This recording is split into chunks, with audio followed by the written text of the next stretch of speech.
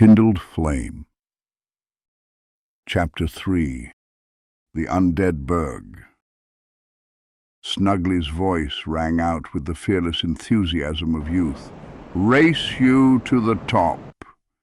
Almost at the summit of the stairs, the young hawk flew ahead, his wings beating with joyful energy that seemed incongruous in this place of death. Hey, wait up! Aiolos called after him, but his words were cut short. Snuggly gasped a sharp, startled sound, and immediately began flying back down toward Aiolos, his small form darting through the air with sudden panic. We've got more trouble, Snuggly said. Aiolos instinctively drew his shield and axe, the familiar weight of the weapon settling into his hands with grim comfort. He reached the top of the stairs and looked to his left, his breath catching in his throat at what he saw. They stood on a lower section of the inner wall that overlooked the Burg below, a sprawling maze of crumbling stone and rotting timber that stretched out like the carcass of some enormous beast, picked clean by scavengers and time. The view would have been magnificent once, a testament to human ambition and architectural triumph. Now it was merely a monument to futility. Two more hollows stood guard on the rampart, their postures rigid despite their obvious decay. They had noticed the intruders immediately, and one was already running toward Aiolos with surprising speed, its broken sword raised high.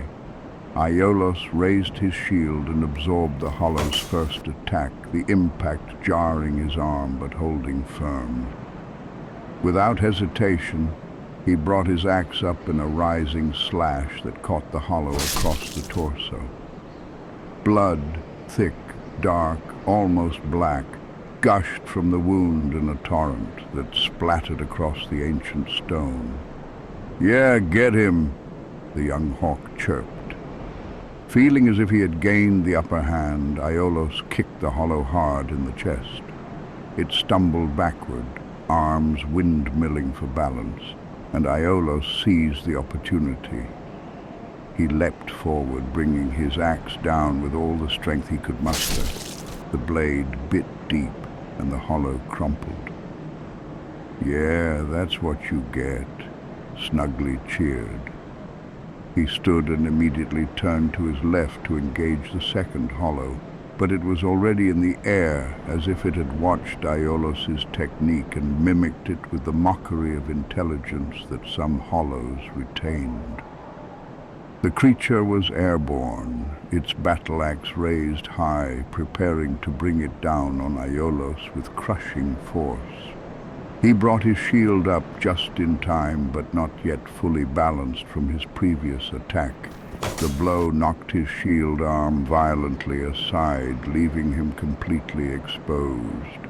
The hollow landed and immediately brought its battle axe up for another strike. This one aimed to cleave Aiolos from shoulder to hip. Seeing the weapon's trajectory, Aiolos rolled desperately out of the way toward a cluster of barrels stacked against the wall. He spun on his heels as he came up from the roll and raised his shield, breathing hard. The hollow shoulders drooped and it began to walk forward slowly, almost methodically, as though savoring the kill to come. "Look out!" Snuggly's shrill cry cut through the air. Out of the corner of his vision, Aiolos saw it, a small dark orb hurtling through the air toward him. He tried to dodge, but he was too slow. The firebomb connected and exploded, alchemical fire erupting outward in a burning sphere. For a terrible moment, Aiolos' upper body was engulfed in flames that clung to his skin and clothing like living hatred. He screamed and dropped his guard, staggering backward. His heel caught on a broken barrel and he crashed through it, wood splintering around him. In that moment of vulnerability, the hollow with the battle axe brought its weapon up high and slammed it down with brutal efficiency. The blow mostly missed Aiolos, the edge catching only his shoulder, but the impact had enough force to send him stumbling backward. His boots found empty air where stone should have been, and he fell. He plummeted off the ledge and crashed onto a lower balcony below, the impact driving the air from his lungs in an agonized gasp. Pain shot through his back and ribs, white hot and all-consuming. Aiolos lay on his back, gasping for breath, and turned his head to the right. He found himself face to face with a corpse, its empty eye socket staring at him with the accusatory gaze of the dead, its jaw hanging open in a silent scream. He turned and looked up just in time to see the battle axe shimmer in the sickly sunlight filtering through the perpetual haze. The hollow was coming down after him, preparing to finish what it had started. Aiolos forced his battered body to move. He jumped up, every muscle screaming in protest, and rolled off the platform onto the street below. He landed hard, his knees nearly buckling, and looked to his right. More hollows were pulling themselves up over the walls like maggots emerging from a wound, drawn by the sounds of combat and the scent of living flesh. They shambled toward him with mindless determination, their numbers growing with each passing second. He turned left, thinking to run in that direction, but saw only another dead-end walls too high to climb, no doorways, no escape. Trapped. Hollows approaching from two sides, nowhere to run. Then, behind him, he heard Snuggly's voice, high and urgent. "Come in here, quickly." Aiolos spun around and saw it, a doorway he'd missed in his panic, partially hidden by shadow. Without hesitation, he ran inside and up a narrow flight of stairs into a small room with a fireplace and several windows. A corpse hung halfway out of one windowsill, its arms dangling limply. Wings flapping wildly, Snuggly said, "Where do we go now?" Aiolos turned and raised his shield, positioning himself in the doorway. The first hollow poked its head through, looking around with the dim curiosity of a predator that has cornered its prey. Caw! Snuggly flew at it, his talons extended, and scratched viciously at the hollow's face and eyes. The creature recoiled, raising its hands to ward off the attacking bird, and Aiolos took his chance. He raised his axe high above his head and brought it down on the skull of the hollow with every ounce of strength remaining in his arms. The blade crunched through bone with a sickening sound, and the hollow dropped like a puppet with its strings cut. Aiolos stepped closer and ripped his axe free from the hollow's shattered skull, dark blood and brain matter clinging to the blade. He looked up and saw two more hollows shambling through the doorway, their movements uncoordinated but relentless. "We need to find a way out. Look up here stairs." Aiolos turned, desperately looking for another exit. To his left was a large fireplace and a set of stairs leading upward. He jogged over, hope rising in his chest, but the stairs were sealed off by boards nailed across them, old wood, but still solid enough to block passage. Behind him the hollows groaned, that terrible sound halfway between hunger and despair. "Snuggly, stay back," Aiolos commanded. He turned and swung his axe with wild, desperate violence, the blade catching the second hollow across the neck and nearly decapitating it. The body fell in a heap, blood pooling beneath it. The third hollow brought its broken sword up to slice at Aiolos' throat. He jumped back, the rusted blade whistling past his neck close enough to feel the displaced air, and pivoted on his heel. He swung his axe in a quick, brutal arc. Blood gushed from the hollow's chest, spraying across Aiolos' face and tunic as he jumped forward and brought his axe down one final time, ending the creature's mockery of life. Breathing heavily, blood covering his axe and half his tunic, He looked down at the carnage surrounding him and thought to himself, maybe the Corvian was right.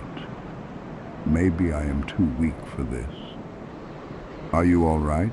Snugly asked, his voice small and worried. Still trying to catch his breath, his chest heaving with exertion and residual fear, Aiolos managed, "Yeah, let's get out of here," as he took a sip from his Estus flask. They walked back down the stairs and out onto the street. It was quiet now, save for the wind whistling through broken windows and the crackling of torches mounted on walls. Torches that somehow still burned despite having no one to tend them. They turned to their right and stepped over to where Aiolos had fallen. He looked up at the inner wall looming above them, smooth stone rising twice his height to the platform he'd been thrown from. "I can't climb back up," Aiolos said, assessing the wall with a critical eye. "I'll have to find another way." He looked around, taking in his surroundings more carefully now that the immediate threat had passed. He was surrounded by barrels and homes, stacked together like children's blocks, built so close that their walls nearly touched.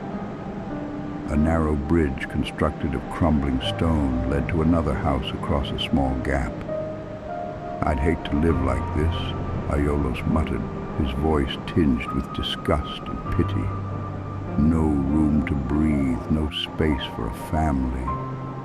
"I agree," Snugly said from his perch on a barrel. "I'm used to wide open spaces, the sky, the mountains. This place feels like a cage." They crossed the small bridge, the wood creaking ominously beneath Aiolos' weight, and entered the house on the other side. Inside, the house was completely bare, empty, all furniture removed, leaving only bare walls and floors covered in a thick layer of dust. There was a second floor visible above, but no staircase to access it. The ladder or stairs that had once led up had long since rotted away or been scavenged for firewood. They walked over to a doorway on their right and stepped outside onto a narrow wooden walkway. Wooden beams lay stacked to their left, and curled in a ball next to them was another corpse. This one ancient, little more than bones and scraps of cloth. Snugly, thinking about the treasures Aiolos had found on the previous corpse, flew over to check it out. But as he approached, two hollows climbed up onto the walkway from below, pulling themselves up with jerky, unnatural movements. "Look out!" Aiolos shouted. He leaped forward, his axe already swinging, and killed the first hollow before it had fully gained its footing. The second swung a broken sword at him in a wide arc, but Aiolos jumped back, the blade missing him by inches. As he landed, he bumped into something soft but solid behind him. He spun his head and saw two more hollows had approached from the opposite direction, cutting off his retreat. Surrounded. Thoughts raced through his mind like a panicked animal. "I need more space. I need to break their formation. I need..." As if with minds of their own, his legs threw him forward in a desperate lunge. He brought his axe down on the second hollow's skull, and it fell to the ground with a wet, meaty sound. Aiolos spun on his heels and raised his shield just in time. The third hollow swung its sword wildly, the blade clanging against his shield again and again with mindless persistence. It was all Aiolos could do to hold it back, his arm trembling with the effort of blocking each blow. When the hollow finally stopped, breathing heavily, or at least making the rasping sound that passed for breathing in these creatures, Aiolos saw his opening. He ran forward and swung his axe with all his remaining might, the blade catching the hollow in the side and nearly cutting it in half. Snugly flew in just as the final hollow raised its weapon to strike Aiolos from behind. The small hawk clawed viciously at the creature's face, his talons raking across hollow eyes and leathery skin. This gave Aiolos enough time to catch his breath and raise his axe for another attack. In two quick motions, he brought the weapon in from the left, then the right, carving through the hollow's torso. The creature crumpled into a ball at his feet. "I think we're getting the hang of this," Snuggly said, landing on a beam near the corpse. As Aiolos caught his breath, Snuggly looked to his right and torqued his head. The body was curled in a ball, clutching something as if it held some importance. Snuggly thought, "I wonder what it's holding in its hands." Snuggly fluttered over and landed near the corpse. Using his beak, he nudged the corpse's hands aside and found not gold or weapons, but few broken sticks, some lint leaves. "Wow, I found something." Aiolos said, "What did you find?" He looked down. Seeing this thing, he thought to himself, "Looks like trash. Who in their right mind would bother to carrying this around?" Snuggly hopped onto the pile. Aiolos said, "What is that?" Noticing the pile on the ground, he thought, "Looks like rubbish." Snuggly clasped the small pile of sticks, leaves, and lint in one of his talons. He flew up and landed on Aiolos' shoulder. "Now that I've found it, I will protect it with my life." "Snuggly, you know it's just trash, right?" "Yes, but it's mine." "Okay, then hold tight and don't let go." Perhaps he needs more help than I thought. Aiolos looked around, wiping sweat and blood from his face. A rusty ladder led upward to the inner wall, a way back to the path he'd been thrown from. "There's a ladder," he said, pointing. "Maybe we can get back up from there." Aiolos put his shield on his back and slid his axe through a loop on his belt, then began to climb the ladder. The rungs were slick with something he tried not to think about, and several were loose or missing entirely, but he managed. At the top, he pulled himself up onto the inner wall with a final grunt of effort.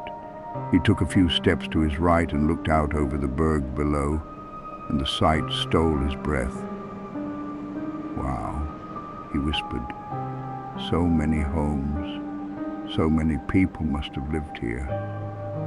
Endless rows of houses stretched out before him, their roofs caved in, their walls crumbling, their windows like empty eye sockets staring up at the overcast sky.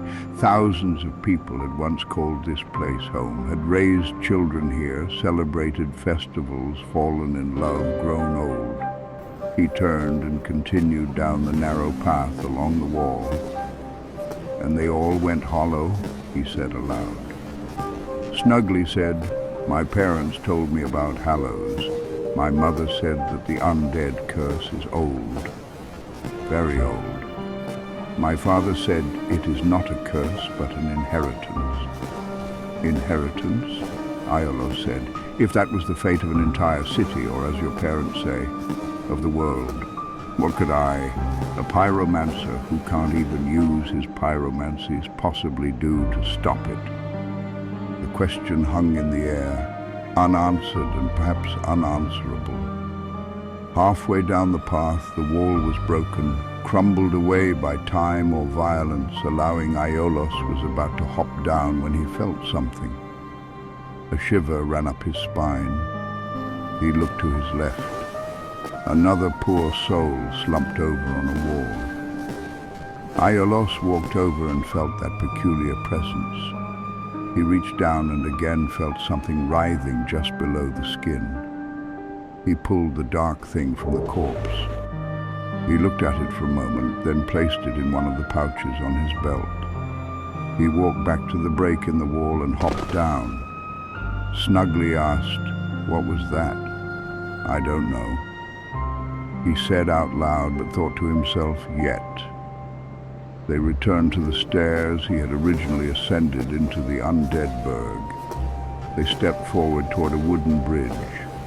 From atop the ramparts, they could see the undead Burg spread out below like a disease ravaging a body. Houses pressed together in tight clusters, their windows dark and their doors hanging open on broken hinges. Movement flickered in the shadows. More hollows, shambling through the ruins of their former lives with the persistence of maggots writhing through a corpse. A makeshift bridge led across a gap between sections of the ramparts. Blood pooled in its center, still wet enough to reflect the sickly light filtering down from above. Drag marks led away from the puddle, disappearing into doorways that yawned like hungry mouths. Across the bridge stood another hollow, and this one looked like it was preparing to throw something. Aiolos rolled to his left just as the hollow released its projectile, a firebomb that exploded where he'd been standing moments before, flames erupting across the stone with hungry violence. "Oh, so it was you who threw that at me before," Aiolos growled. He drew his axe and raised his shield, then charged across the bridge. The hollow threw another firebomb, but Aiolos rolled beneath it, the explosive sailing over his tumbling form. As his feet touched stone again, he brought his axe up and then down on the hollow with such tremendous force that the creature was lifted off its feet and thrown backward over the ledge behind it. The pair stepped forward and looked down into the valley far below. Aiolos whistled low. "I wouldn't want to be him." They heard a growl from behind them, low, guttural, hungry. Aiolos gripped his axe tightly and spun around, but he was not fast enough. The hollow brought its sword down in a vicious slash that caught Aiolos across the chest. It was a shallow wound, thanks to his tattered tunic providing some minimal protection, but blood welled up immediately, hot and painful. He kicked the hollow hard in the chest, sending it stumbling backward, then leaped into the air and brought his axe down onto the creature's collarbone with a sickening crunch. The hollow collapsed and Aiolos stood over it, triumphant. He swung his axe to remove some of the accumulated blood and gore, then stepped forward. To their left and right were two doorways leading into different sections of the ramparts. "Which way do we go?" Snugly asked. Simultaneously they said, "Left, right." Aiolos looked to his left and saw a doorway shrouded by fog. Looking at it directly was difficult. Aiolos looked to his right and saw an open door leading into another building. They stepped right and found a small storage room. They looked around and saw no exit. Snugly said, "Darn, I hoped this would be the way." "I guess we go left," Aiolos decided. They turned and walked back to the opposite door. They stood before the fog. Aiolos looked at Snugly and said, "All right, let's go." They stepped through, and as they did, the fog dissipated. The building they entered looked like it might have once been a barracks, a place where soldiers had lived and trained and prepared for battles that were now long forgotten. Now it served only as a monument to futility. Empty rooms, broken furniture, walls scarred with claw marks and old bloodstains. Stairs led upward to higher ramparts. The pair climbed, and again they found themselves facing two doorways, one to the left, one to the right. "You want to go right?" Aiolos asked, looking at Snugly. "Yes," the young hawk said with genuine delight, as though this was some grand adventure rather than a nightmare march through the land of the damned. They stepped through the doorway on their right and up a set of stairs. The stairs led to a bridge that connected to what appeared to be an old marketplace. Wooden stalls long since collapsed, their goods looted or rotted away. As they started to cross the bridge, a sound came from somewhere far below. The unmistakable beating of massive wings against the air, each stroke like thunder rolling across the sky. Aiolos looked up and felt his heart nearly stop. A red drake ascended from the valley below, its scales gleaming like fresh blood in the pale light. It was enormous, far larger than anything Aiolos had ever imagined, each of its wings broader than the bridge they stood on. The creature landed on the ramparts ahead with enough force to shake the ancient stones, sending tremors through the structure that nearly knocked Aiolos off his feet. Dust cascaded from the walls. Small stones and debris rained down around them. Aiolos looked up at the dragon before him, and in that moment he understood with absolute clarity that he was nothing more than an insect scurrying through the ruins of giants. He could feel the heat emanating from the immense creature, waves of it washing over him like standing too close to a forge. The smell of sulfur and charred stone filled his nostrils. Then, as suddenly as it had appeared, the dragon spread its wings and took flight.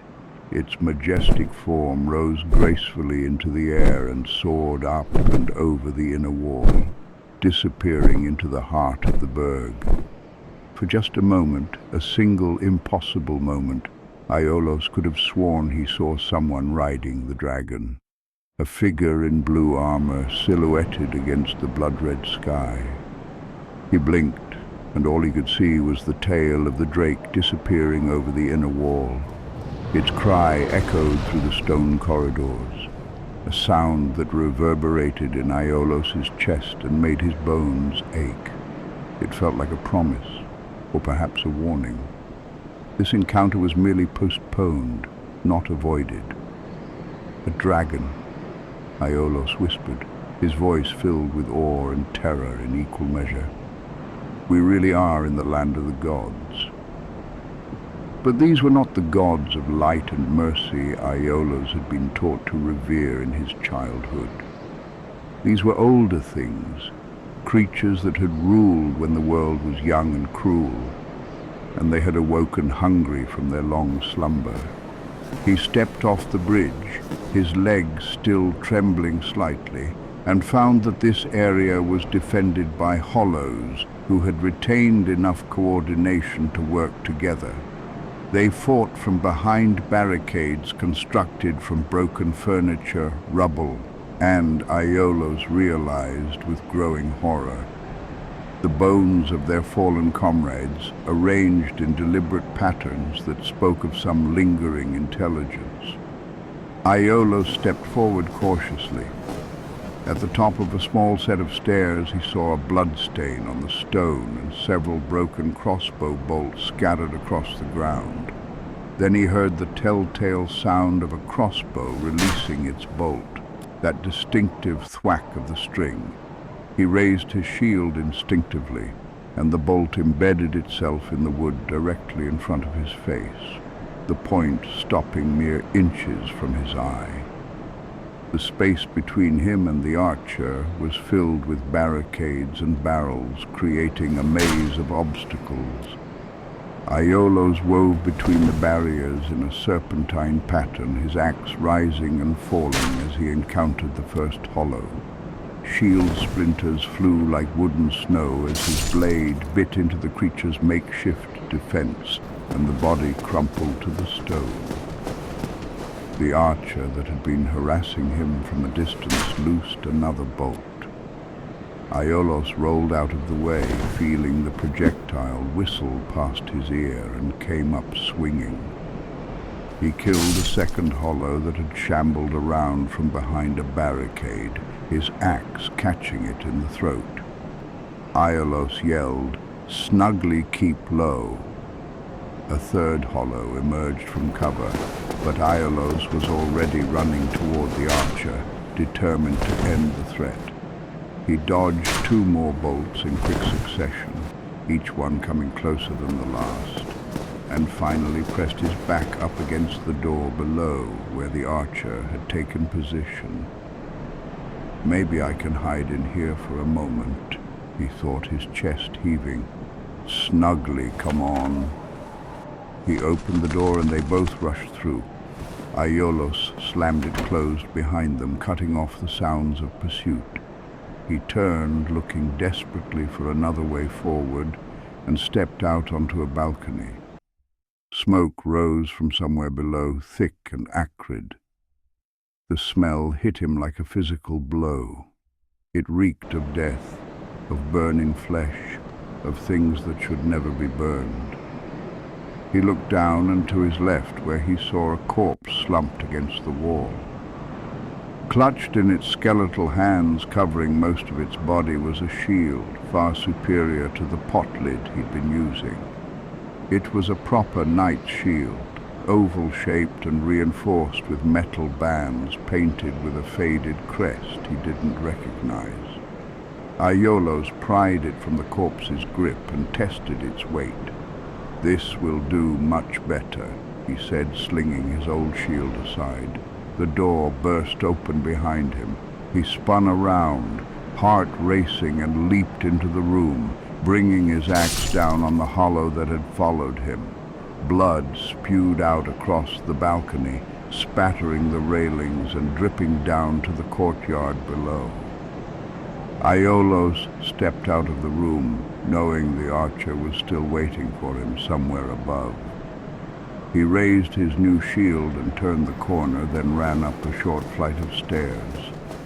Another bolt came flying at him, but this time his improved shield deflected it easily, the bolt sliding off the curved surface with a metallic screech. Aiolos lowered his guard slightly and brought his axe up. The hollow archer loosed another bolt in desperation, and by sheer luck, cruel irony rather than divine intervention, it caught on the handle of Aiolos's axe, embedding itself in the wood. Not giving the archer time to reload, Aiolos leaped forward and brought his axe down on the creature's face with brutal finality. It crumpled into a ball at his feet, the crossbow clattering to the stone. Standing where the archer had made his final stand, Aiolos surveyed the carnage he had wrought.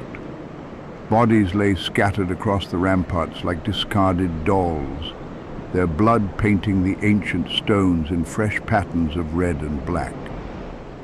The copper scent of it filled his nostrils, mixed with the ever-present smell of decay. "Free for less than a day," he said to the corpses, his voice somber, "and already my hands are stained with blood." But the blood was not the worst part. The worst part was how easy it was becoming, how natural the violence felt, how smoothly his body moved through the motions of killing. Each death chipped away at something inside him, something he was beginning to fear he would never be able to recover. He turned around and saw another bridge leading deeper into the Burg, stretching across a wide gap toward a cluster of buildings in the distance. Snugly landed on his shoulder and said with fierce determination, "I think the crow is wrong. We won't just survive.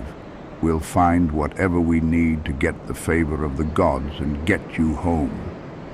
Aiolos groaned in weary agreement, too tired to muster words. As he took another step forward, he saw something fall from high above.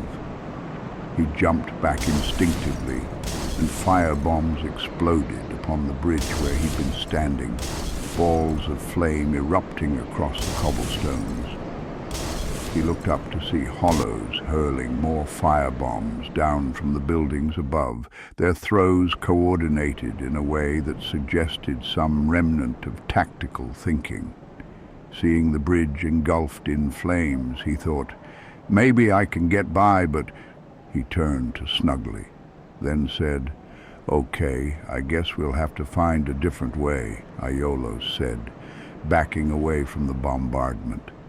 He turned and looked out over the ramparts, scanning for alternate routes. His eyes found what looked like another connecting bridge down below, partially hidden behind a wall. "There," he pointed. "If we go around that way, maybe we can find a way down to the lower section." Yes, Snugly agreed. We have to see if their little brother is safe. Aiolos thought to himself grimly. Safe is asking a bit much. I just hope he's still alive, or at least that his death was quick. They ran back down the stairs and crossed over another bridge. Two more hollows stood guard here. These ones equipped with shields and spears, making them far more dangerous than the shambling wretches they'd encountered before. Aiolos approached the first one calmly, taking his time. The hollow held its shield up and shuffled back and forth nervously, as though some vestige of self-preservation still lingered in its corrupted mind.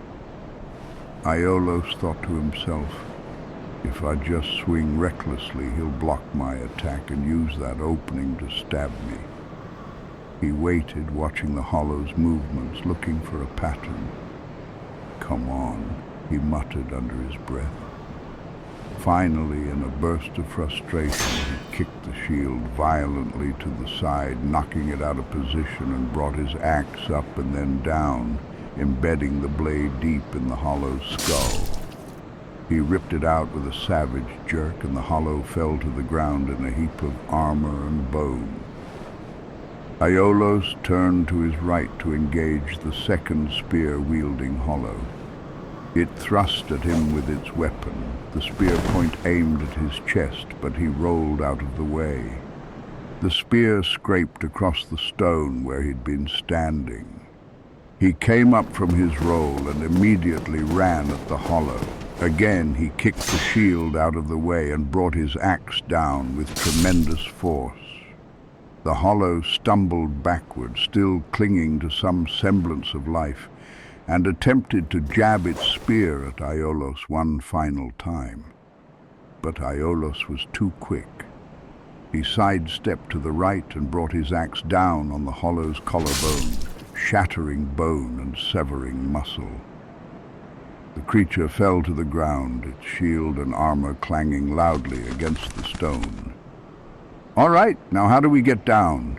Snugly asked, looking around. "I don't know. Look around for a staircase or a ladder." Aiolos turned to his right and saw some wooden crates stacked against a wall, but no obvious entrances or passages. "Hey, look over here," Snugly called out. "I think there's a way down." Aiolos walked over and saw what the hawk had found. Hidden behind the boxes was a stairway leading down deeper into the building, the entrance deliberately concealed or perhaps just forgotten. "Yes, that'll probably lead us to the lower Burg," Aiolos said with relief. He broke a few of the boxes blocking the way, the wood splintering easily under his axe, and descended the stairs. He found himself inside another building. This one looked like it had been someone's home, with a fireplace built into the wall and the remnants of domestic life scattered about. No real furniture remained, only storage, boxes and barrels. At the bottom of the stairs was a doorway leading outside. They stepped through and immediately heard something to their right. A soft, rhythmic humming, eerily cheerful in this place of death. They looked over and saw a hollow with a bandage wrapped around its head, sitting on the ground and petting something unseen inside a barrel. The creature seemed utterly absorbed in its task, oblivious to their presence. As they drew closer, Aiolos realized this was no ordinary hollow. This one had retained enough of its faculties to set up what appeared to be a merchant's stall. A hollow who had made commerce out of desperation. The merchant sat on a balcony overlooking the Burg, surrounded by the accumulated detritus of the remnants of this civilization. Weapons, armor, trinkets, religious icons. All the wealth of the dead now offered for sale to those foolish or desperate enough to traverse these cursed lands. Aiolos stepped forward cautiously and said, "You look like you have things for sale. Are you a merchant? Do you have any food?" Well, now, the merchant looked up, his bandaged face turning toward Aiolos. You seem to have your wits about you, Then you are a welcome customer. Welcome to my emporium. His voice was like sand grinding against glass, rasping and dry. I trade for souls. Everything's for sale. He, he. The merchant's laughter was unsettling. Too cheerful, too bright for this place. But I have no food for sale, I'm afraid, he added apologetically. As Aiolos started to look over the merchant's wares, an eclectic collection of rusty weapons, chipped armor pieces, strange talismans, and items whose purpose he couldn't begin to guess, the merchant continued talking. It's actually quite nice here, you know. The Hollows don't care for a skinny old twig like me. I've got Yulia here. He patted the air above the barrel affectionately. And nobody pelts me with stones anymore. You're undead. You know how it is. Aiolos hummed in acknowledgement, his attention caught by a peculiar key sitting on the makeshift desk to his right. It was ornate, clearly important, with a distinctive shape that suggested it opened something specific. The merchant's voice took on a sadder tone. I was treated worse back home, truth be told. Cast out, mocked, beaten for being different. Home, where's that? Snugly asked. The merchant looked up at the hawk with a grim smile and said, I come from the land of Forosa, where the strong are praised and the weak are cast out. Aiolos, barely hearing the conversation and still looking over his wares, looked back to the key, Bram's story playing in his head. The key fell onto the stairs. We couldn't reach it. Aiolos reached for the key and asked, How much for this? I see you found something to your liking. 1,000 souls. Aiolos reached into his pouch and pulled out the white, writhing mass of collected souls. The merchant's eyes, what Aiolos could see of them behind the bandages, lit up with greedy excitement. The transaction was simple and obscene. Aiolos traded fragments of harvested essence, the spiritual remains of people who had once had names, families, dreams, for a physical key. Each soul he spent felt like a small betrayal of everyone who had died to provide them. These things, Aiolos asked, gesturing to the merchant's collection, where did you get them? Some of this stuff doesn't seem like something you'd want to sell. Eh? My wares? The merchant chuckled. Of course they're stolen. What did you think? And when you lose your head, I'll sell it all again. Nye, he. We're not going to die, Snugly said indignantly. You won't be selling our stuff. Snugly gripped the rubbish tighter. Aiolos handed over the souls and asked, Is there anything you can tell me about this place? Anything dangerous I should worry about? The merchant leaned forward conspiratorially. Things are getting treacherous in these parts. A horrible goat demon has moved in below. Nasty thing, all horns and fire. That creature and a group of bandits have all but slaughtered the folk in the lower Burg. He paused, then continued in a lower voice. And up above there's that humongous drake that almost crushed you, and a bull demon too. The drake is a recent arrival, but the bull demon, that thing has been slaughtering warriors like yourself for a long while now. Anyone attempting to traverse the Burg has to face it eventually. If you stick around this place, it might end up being your grave. Nye. Aiolos continued to examine the merchant's wares, selecting a few items he thought might be useful. Do you know where there's a church? Snugly asked. There's a lift we have to fix. The church? The merchant scratched his bandaged head. It lies beyond the larger bridge. If you can reach it without joining the eternal congregation of the damned, that is. There. He pointed up to a massive building behind him. Do you see that building on the cliff edge behind me? That is the parish where those fools from that cult keep dying to get to. He. Thank you very much, sir. You were saying that you came from Feroza? Snugly asked. Feroza, a land far to the east. Beyond the vast mountain range, across the sea is a desert, and at its most northeastern tip is Feroza. Finally listening to what was being said, not thinking, he cut the merchant off and asked, You know a way to scale this massive mountain? What? No. I was brought here by a carrion of Velka long ago. I'm trapped on this peak along with everyone else. Now I'm not in the mood to talk, buy something or leave. The pair stepped back from the merchant's stall. Thank you, Iolo said. I'll be back when I have more souls to trade. They stepped back into the building and looked at the stairs leading upward. He was an odd one. Iolo said, yes, he was. To the left was another doorway, leading in a different direction. Let's go that way, Snugly suggested. Maybe it'll lead us down to the lower Burg. All right.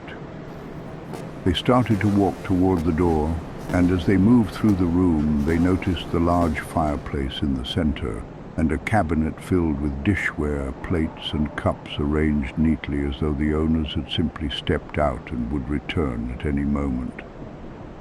As Iolos neared the doorway, he thought, am I walking through that merchant's home?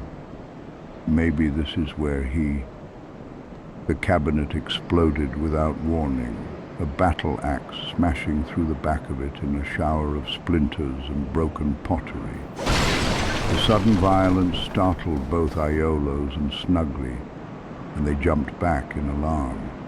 It was a hollow, eyes burning red with mindless fury, shambling forward with its weapon raised. Iolos, regaining his composure quickly, cut the hollow down before it could fully emerge from its hiding place. He stepped through the doorway onto a narrow skywalk, a precarious wooden platform suspended high above the street below. The smell of smoke was stronger here, and he looked to his right. He saw a roaring fire down below. That must be the source of the rising smoke I saw before, he muttered. I have a bad feeling about this.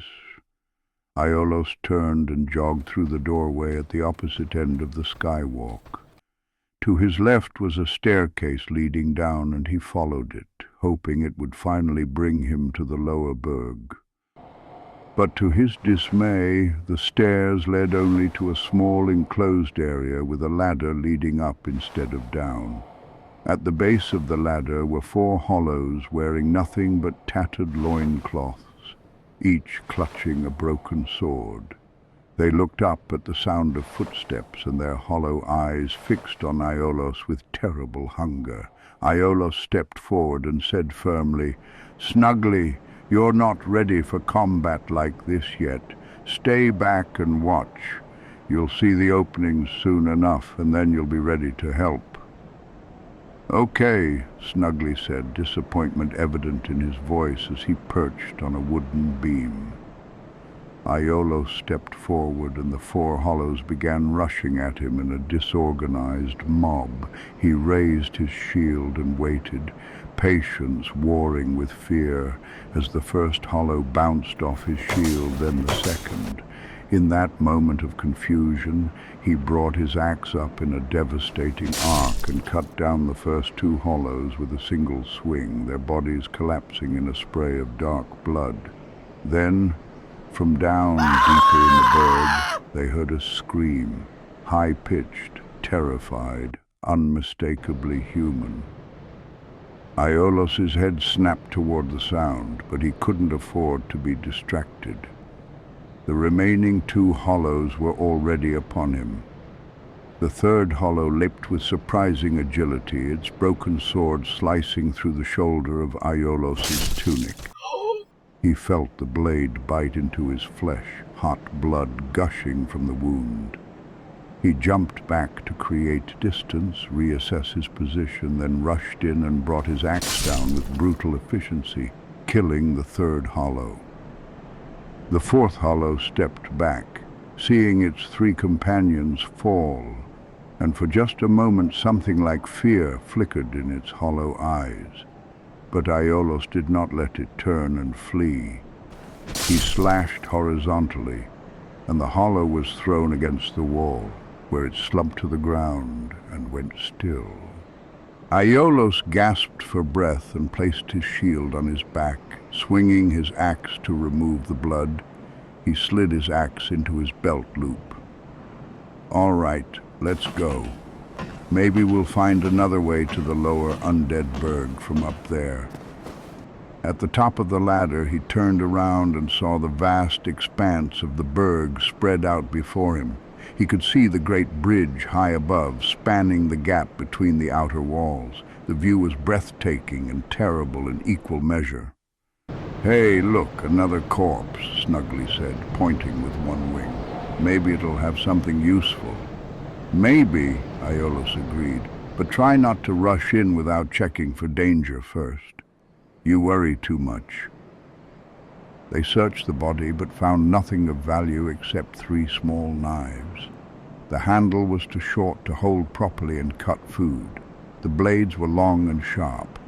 Snuggly said, "Look-see throwing knives." But Aiolos said, "I don't know how to use throwing knives." "Well, you'll learn. They'll be useful, like the fire bombs." "Okay, if you say so." They looked around.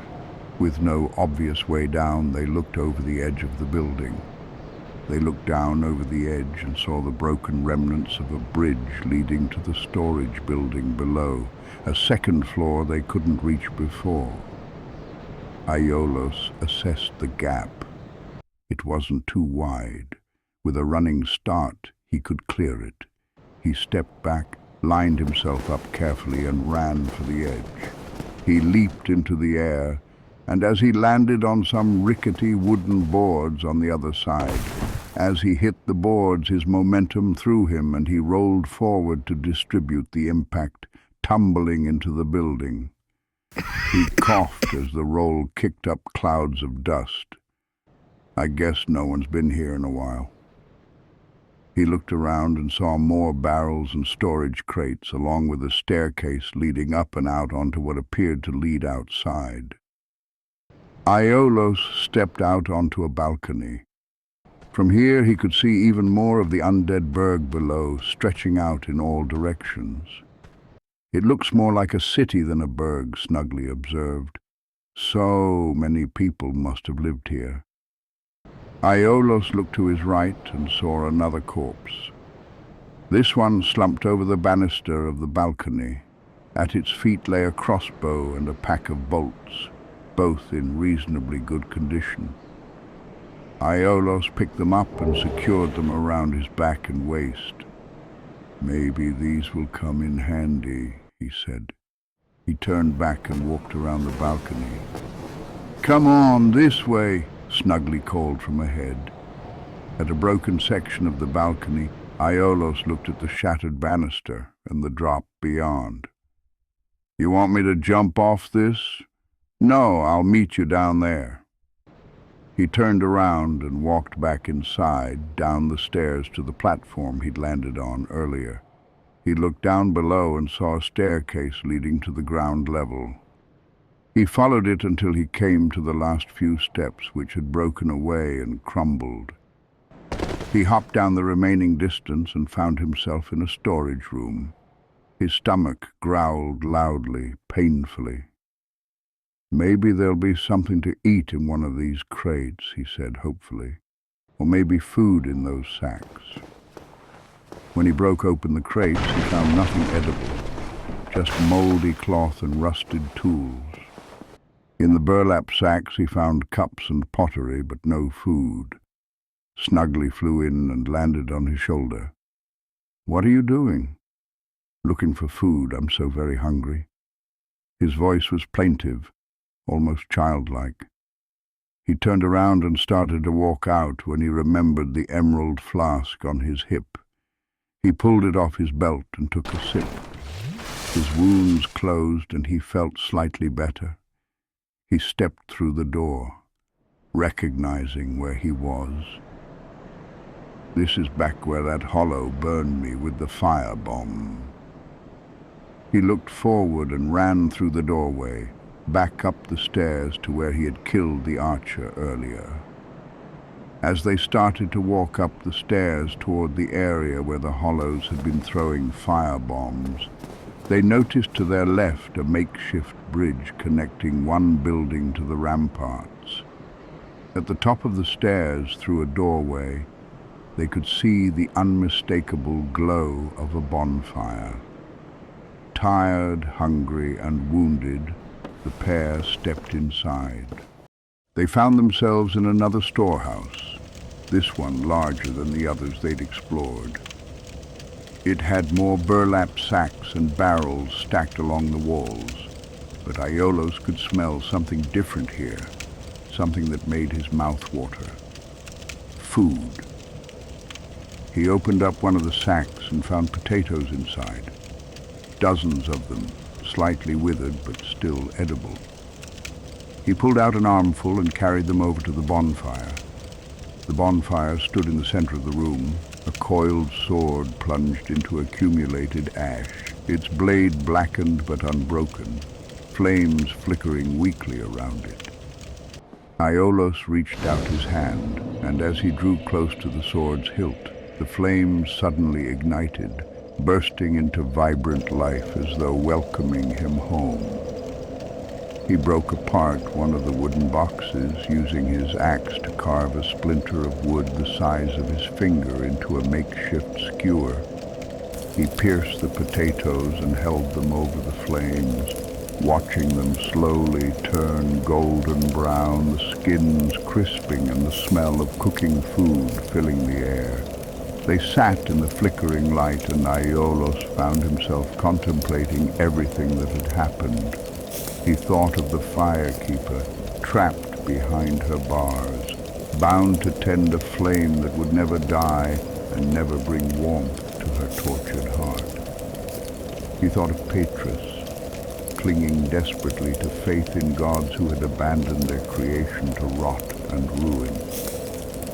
He thought of the crestfallen warrior whose laughter had become indistinguishable from weeping, whose hope had curdled into bitter mockery. Most of all, he thought of the souls he had spent, the harvested essence of people who had once had names, dreams, fears, and hopes. They were currency now, nothing more than a means to an end in a world where every end led only to more suffering. The bells waited somewhere ahead, silent and implacable as the gods they served. Whether ringing them would bring salvation or simply announce the next phase of his damnation remained to be seen. But in this land of the damned, where dragons ruled the skies and the dead refused to rest, one truth had become painfully clear. The only choice was to keep moving forward, even if each step carried him deeper into the darkness that had consumed everything he had ever known or loved. The bonfire crackled and hissed, its flames casting shadows that danced like the ghosts of better days, of a world that had existed before the curse, before the fading of the fire, before the age of dark began its inexorable approach. And in those shadows, Aiolos began to understand that perhaps becoming hollow was not a curse to be avoided at all costs, but rather a mercy to be embraced, the final escape from a world too broken to bear the weight of human hope. Somewhere in the distance, barely audible beneath the crackling of the fire and the wind whistling from beyond the interstice, a bell tolled. That sound, inaudible to Aiolos, signified not salvation, but the beginning of an ordeal that would strip away everything he had ever been, leaving only the hollow shell of what he might have become in a kinder world, in an age not abandoned by its creators. The first bell waited, and between them lay trials that would break him, remake him, or reduce him to just another shambling hollow wandering these cursed streets until time itself forgot his name. But for now there were potatoes roasting over a bonfire, and a small hawk perched nearby, and the brief illusion that perhaps, just perhaps, survival was possible. Aiolos ate in silence, the food tasting like ash in his mouth despite his desperate hunger.